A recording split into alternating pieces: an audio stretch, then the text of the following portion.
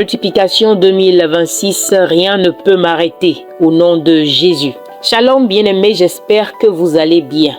Matthieu chapitre 13, les versets 31 et 32. Il leur proposa une autre parabole.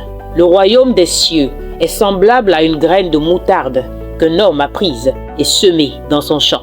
C'est la plus petite de toutes les graines, mais quand elle a poussé, elle est plus grande que les autres plantes et devient un arbre, de sorte que les oiseaux du ciel viennent faire leur nid dans ses branches.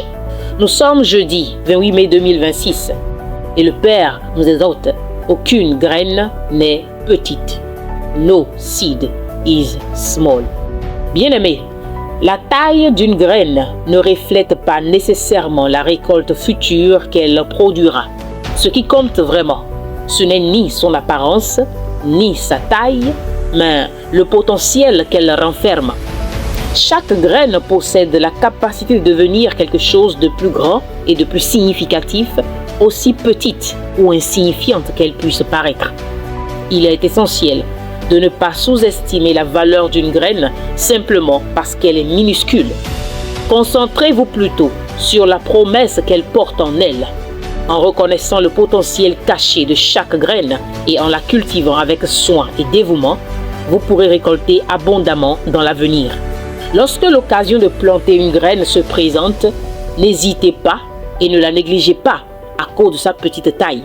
Plantez-la plutôt avec foi et confiance en croyant en sa capacité à devenir quelque chose d'extraordinaire. Chaque graine recèle le potentiel d'éclore et de prospérer. Croyez en sa grandeur intérieure et observez-la se transformer en une récolte abondante. Prière. Père, donne-moi la force de ne négliger aucune graine à cause de sa petite taille, mais de semer fidèlement chacune d'elles dès que l'occasion se présente. Amen. Votre journée est bénie.